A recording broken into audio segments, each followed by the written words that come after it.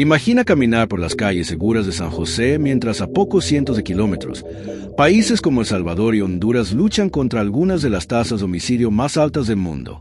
Costa Rica es una anomalía sorprendente en América Central. Un país pacífico, democrático y relativamente próspero, rodeado de naciones que enfrentan pobreza extrema, pandillas violentas e inestabilidad política crónica. ¿Qué sucedió? ¿Cómo ese pequeño país de 5 millones de habitantes logró prosperar mientras sus vecinos permanecen atrapados en ciclos de violencia y subdesarrollo? La respuesta no está en un solo factor, sino en una combinación de geografía, decisiones históricas cruciales y visión política a largo plazo. Costa Rica, con su índice de desarrollo humano entre los más altos de América Latina, su esperanza de vida superior a la de Estados Unidos y su reputación como paraíso del ecoturismo, siguió un camino radicalmente diferente al de sus vecinos. Cada elección, desde abolir el ejército hasta invertir en educación, ayudó a forjar este camino distinto. En este guión, vamos a desvelar por qué Costa Rica prosperó mientras sus vecinos luchan, explorando desde las diferencias geográficas fundamentales hasta las decisiones políticas que cambiaron el destino de esta pequeña nación. La historia de Costa Rica ofrece lecciones valiosas sobre cómo países con recursos limitados pueden prosperar en un mundo desafiante. La geografía moldeó profundamente el desarrollo de estos países centroamericanos. El Salvador, el país más pequeño de la región continental con apenas 21.000 kilómetros cuadrados, enfrenta una realidad desafiante, densamente poblado y constantemente afectado por desastres naturales. Su ubicación en la zona de subducción entre las placas tectónicas de Caribe y Cocos resulta en terremotos devastadores y actividad volcánica intensa. Aunque los suelos volcánicos son extremadamente fértiles, ideales para el cultivo de café, esa misma característica se transforma en un riesgo cuando erupciones y deslizamientos destruyen comunidades enteras, como ocurrió con el terremoto de 2001 que mató a más de 1.000 personas. Honduras está dominado por montañas escarpadas que cubren cerca del 80% del territorio nacional. Este relieve accidentado aisló históricamente diferentes regiones del país, dificultando la formación de una identidad nacional cohesionada y limitando el desarrollo de infraestructura. Los valles fértiles entre las montañas se convirtieron en el centro de la agricultura comercial, especialmente de bananas, pero esto también concentró la riqueza en manos de pocas empresas extranjeras como la United Fruit Company. Su posición geográfica también lo hace extremadamente vulnerable a huracanes devastadores, como el huracán Mitch en 1998, que destruyó casi el 70% de la infraestructura del país. Nicaragua, el país más grande de América Central, posee grandes llanuras y los mayores lagos de la región. Este potencial hídrico siempre alimentó sueños de construir un canal interoceánico alternativo al Canal de Panamá. Sin embargo, la falta de capital y estabilidad política impidieron que ese potencial se realizara, manteniendo al país dependiente de la agricultura de productos primarios como café y azúcar. Ya Costa Rica presenta un equilibrio geográfico excepcional. Montañas centrales con clima templado ideal para café de alta calidad, costas en 2 océanos que facilitan el comercio y menor incidencia de desastres naturales. El país no posee tierras excepcionalmente fértiles o riquezas minerales abundantes, lo que irónicamente se convirtió en una ventaja. No hubo carrera por recursos que llevara a la concentración extrema de tierras o explotación predatoria. Esta configuración geográfica proporcionó una base más estable para el desarrollo de un modelo económico sostenible. Durante 3 siglos, toda América Central estuvo bajo control español como parte de la Capitanía General de Guatemala. Sin embargo, la intensidad y el carácter de la colonización variaron drásticamente. En El Salvador, los colonizadores encontraron poblaciones indígenas sustanciales y suelos volcánicos perfectos para plantaciones. Rápidamente implementaron un sistema de encomienda, donde los nativos eran forzados a trabajar en grandes propiedades produciendo índigo, añil, un valioso tinte. Esta explotación creó una élite pequeña y poderosa que controlaba vastas tierras, estableciendo un patrón de desigualdad extrema que persiste hasta hoy. Honduras y Nicaragua también atrajeron interés colonial sustancial.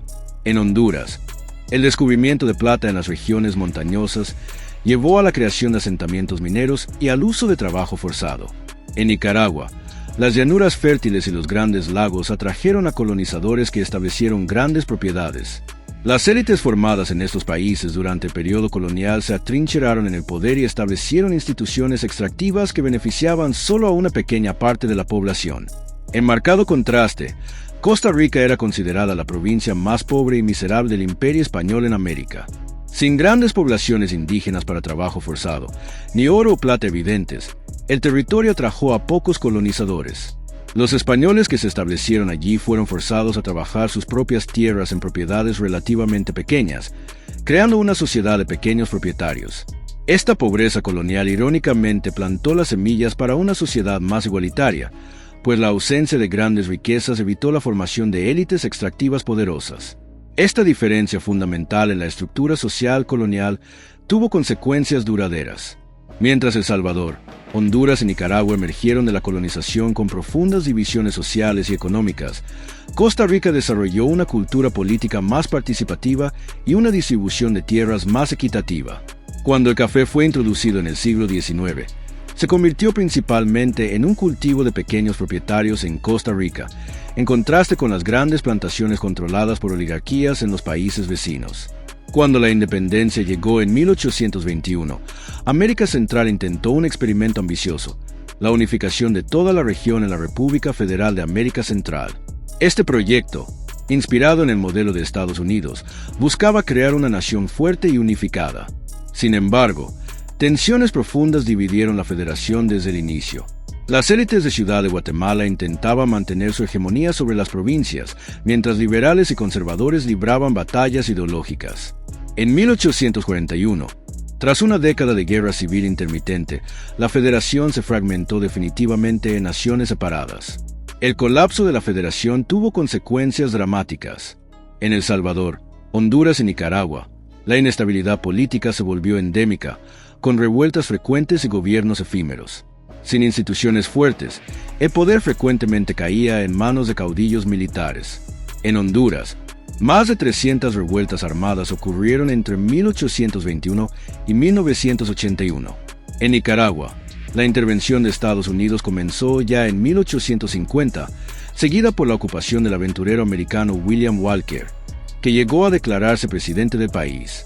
En contraste, Costa Rica siguió un camino más estable. Su distancia geográfica del centro de poder en Guatemala y su relativa homogeneidad social permitieron un proceso de construcción nacional menos turbulento. Ya en 1889, el país realizó lo que muchos historiadores consideran la primera elección verdaderamente libre en América Latina. Aunque enfrentó periodos de autoritarismo, como durante la dictadura de Federico Tinoco, 1917 a 1919, estos fueron excepciones breves, no la regla como en los países vecinos. Esta estabilidad política temprana permitió que Costa Rica desarrollara instituciones estatales más eficientes y menos corruptas. Mientras sus vecinos luchaban con gobiernos efímeros y conflictos armados, los costarricenses construían un sistema educativo nacional, expandían infraestructura y desarrollaban una identidad nacional cohesionada basada en valores democráticos. El 1 de diciembre de 1948, un evento sin precedentes ocurrió en San José. José Figueres Ferrer, tras una breve guerra civil, simbólicamente destruyó una sección de la pared del cuartel Bellavista, declarando: "El ejército de Costa Rica, victorioso, entrega sus armas a la educación". Esta decisión fue inscrita en la Constitución de 1949, convirtiendo a Costa Rica en el primer país del mundo en abolir constitucionalmente sus fuerzas armadas en tiempos de paz. Los números cuentan una historia reveladora. Mientras El Salvador, Honduras y Nicaragua destinaban entre el 15% y 30% de sus presupuestos nacionales para gastos militares en las décadas siguientes, Costa Rica redirigió esos recursos hacia educación, salud e infraestructura. En 1960, apenas una década después de la abolición del ejército, el país ya tenía la mayor tasa de alfabetización de América Central, más del 80%, comparada con cerca del 50% en los países vecinos, y estaba construyendo un sistema universal de salud. La decisión también eliminó el riesgo de golpes militares, que se volvieron endémicos en los países vecinos. Honduras, por ejemplo, sufrió 7 golpes militares entre 1956 y 2009. Más que solo ahorrar recursos, la abolición del ejército transformó fundamentalmente la cultura política del país. Sin militares como árbitros de poder político, Costa Rica desarrolló mecanismos civiles para la resolución de conflictos. El Tribunal Supremo de Elecciones se convirtió en una institución respetada e independiente, garantizando elecciones libres. La estabilidad política resultante creó un ambiente atractivo para inversiones extranjeras y turismo. Es importante notar que esta decisión no dejó a Costa Rica completamente indefensa. El país mantuvo una fuerza policial robusta y fortaleció alianzas diplomáticas, especialmente con Estados Unidos. Durante periodos de tensión, como cuando el dictador nicaragüense Anastasio Somoza amenazó con invadir en 1955, esas alianzas diplomáticas demostraron ser más eficaces de lo que un ejército nacional podría haber sido. Mientras sus vecinos apostaban por modelos económicos tradicionales basados en la explotación de recursos naturales, Costa Rica comenzó a trazar un camino diferente a partir de los años 1970. En un momento en que la mayoría veía sus bosques como obstáculos al desarrollo, Costa Rica tomó la decisión de proteger sus ecosistemas. El país había perdido casi la mitad de su cobertura forestal entre 1940 y 1970, pero cuando las señales de alerta se hicieron evidentes, la respuesta fue decisiva. Un ambicioso sistema de parques nacionales fue establecido. Los resultados fueron extraordinarios. Hoy, Costa Rica protege aproximadamente 26% de su territorio, el mayor porcentaje en América Latina. La cobertura forestal, que había caído al 21% en la década de 1980, se recuperó hasta más del 52% actualmente. Mientras tanto, países vecinos continuaron perdiendo sus bosques a un ritmo alarmante. Honduras, por ejemplo, perdió más del 45% de su cobertura forestal en los últimos 30 años. El compromiso de Costa Rica con la sostenibilidad se transformó en la base de una industria turística floreciente. En 2019, el país recibió 3,5 millones de visitantes internacionales, generando ingresos de más de $4.000 millones, casi el 8% del PIB nacional. Para comparación, Honduras recibió apenas 850.000 turistas en el mismo año. El ecoturismo costarricense no se basa solo en visitas rápidas, sino en experiencias inmersivas de alta calidad que distribuyen beneficios económicos a comunidades rurales. Además del turismo, la imagen de país verde de Costa Rica atrajo inversiones en industrias de alto valor agregado. Empresas como Intel, Amazon y Boston Scientific establecieron operaciones en el país. En 2020, Costa Rica exportó más de $4,8 mil millones en dispositivos médicos, convirtiéndose en el segundo mayor exportador de estos productos en América Latina. Estos empleos ofrecen salarios significativamente más altos que el promedio regional. El contraste con sus vecinos es claro. Mientras El Salvador, Honduras y Nicaragua continúan dependientes de la exportación de productos primarios como café y textiles, Costa Rica construyó una economía diversificada basada en servicios, tecnología y producción de alto valor. Una cosa que poca gente sabe es que la Guerra Fría transformó a América Central en un tablero geopolítico donde las superpotencias libraban batallas por delegación. En Nicaragua, la revolución sandinista de 1979 derrocó la dictadura de Somoza e implementó un gobierno socialista. La respuesta americana fue financiar a los Contras, una fuerza paramilitar que libró una guerra contra el gobierno. Este conflicto costó más de 50.000 vidas y destruyó la infraestructura del país. Incluso hoy, Nicaragua aún no ha recuperado completamente los niveles de desarrollo que tenía antes de la guerra. El Salvador vivió quizás el conflicto más sangriento de la región. Entre 1980 y 1992, una guerra civil devastadora enfrentó al gobierno apoyado por Estados Unidos contra guerrillas de izquierda. Cerca de 75.000 personas fueron asesinadas, la mayoría civiles. Masacres como la de Mozote, donde más de 800 civiles fueron ejecutados por fuerzas gubernamentales, dejaron cicatrices profundas. El conflicto también desplazó a más de 1 millón de personas, muchas de las cuales huyeron a Estados Unidos. Honduras sirvió como base para operaciones militares americanas contra Nicaragua y El Salvador. El país fue inundado con ayuda militar, fortaleciendo las Fuerzas Armadas y su papel en la política. Esto resultó en graves violaciones de derechos humanos, como las operaciones del Batallón 3 a 16, una unidad de inteligencia que desapareció a cientos de opositores políticos. En contraste, Costa Rica navegó por este periodo turbulento con relativa tranquilidad. Sin fuerzas armadas y con instituciones democráticas robustas, el país resistió las presiones para involucrarse en los conflictos. Cuando la administración Reagan presionó al presidente Oscar Arias para permitir operaciones de los Contras desde territorio costarricense, él no solo rechazó, sino que lanzó un plan de paz regional que le valió el Premio Nobel de la Paz en 1987. A pesar de su éxito, Costa Rica enfrenta desafíos crecientes actualmente.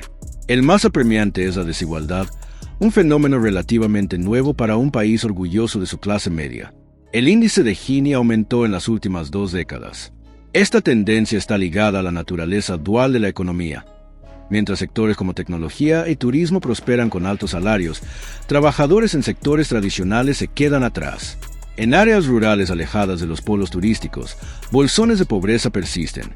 Un desafío paralelo es la creciente crisis fiscal. El extenso estado de bienestar social de Costa Rica se ha vuelto cada vez más difícil de financiar. La deuda pública se disparó a más del 70% del PIB, forzando recortes en servicios públicos. En 2018 y 2019, el país enfrentó grandes huelgas en respuesta a una reforma fiscal vista como injusta para la clase media. Un fenómeno reciente que intensifica estos problemas es la afluencia de expatriados ricos, principalmente de Estados Unidos y Canadá. Esta afluencia disparó los precios inmobiliarios, especialmente en áreas costeras. Comunidades antes accesibles a costarricenses de clase media ahora están fuera del alcance para la mayoría de los locales. El narcotráfico también emergió como una amenaza. La posición geográfica de Costa Rica la convierte en un punto de tránsito crucial. Sin fuerzas armadas, el país lucha para controlar sus fronteras. Aunque los niveles de violencia permanecen muy por debajo de los vecinos, la tasa de homicidios es de aproximadamente 11 por 100.000, comparada con más de 40 en Honduras y El Salvador. Ciertas comunidades han experimentado aumentos en crímenes violentos. La historia de Costa Rica ofrece ideas valiosas sobre cómo naciones pequeñas con recursos limitados pueden prosperar. Su trayectoria divergente no fue accidental, sino resultado de elecciones deliberadas que priorizaron capital humano, estabilidad institucional y sostenibilidad ambiental. La abolición del ejército en 1949 permitió la construcción de un estado de bienestar social en un momento en que sus vecinos gastaban fortunas en conflictos internos. La fuerte inversión en educación fue crucial para un país con pocos recursos naturales explotables. La lección más importante es que el desarrollo no se trata solo de crecimiento económico, sino de construir instituciones inclusivas. Mientras sus vecinos perpetuaron sistemas donde pequeñas élites controlaban recursos y poder político, Costa Rica construyó mecanismos que distribuyeron oportunidades más ampliamente. Sin grandes plantaciones dominadas por oligarquías o ejércitos que interferían en la política, el país desarrolló una cultura política más participativa. Esto no significa que el modelo costarricense sea fácilmente replicable. Condiciones iniciales favorables facilitaron sus elecciones políticas. Sin embargo, ciertos principios permanecen relevantes: la importancia de invertir en educación, la necesidad de instituciones políticas inclusivas y el valor de proteger recursos naturales para usos sostenibles. Para sus vecinos, que continúan luchando contra la violencia y pobreza, Costa Rica sirve como inspiración y recordatorio de las oportunidades perdidas. Para observadores globales, la experiencia costarricense demuestra que países pequeños pueden encontrar nichos de prosperidad a través de políticas inteligentes y valores democráticos, incluso cuando están rodeados por circunstancias adversas. En un mundo donde soluciones militarizadas para problemas sociales frecuentemente dominan el discurso político, el pacifismo pragmático de Costa Rica ofrece una alternativa comprobadamente eficaz. ¿Te gustó este contenido? Quédate con el próximo que está aquí en la pantalla. No olvides dejar tu like en el video y suscribirte al canal.